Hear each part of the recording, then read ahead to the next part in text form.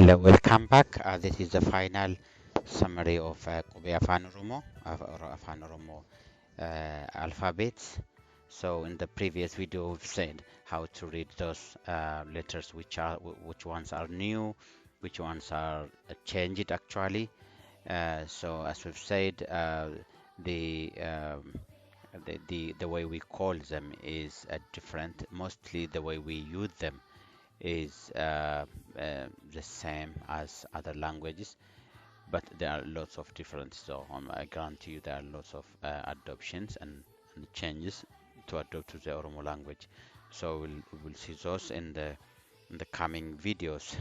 But to summarize this, I'd like to introduce you to some of the resources that you can use. For example, if you can hear to the background music, that is a song by Oromo kids called Ijolle Kayo, and artist Paulos Tagany.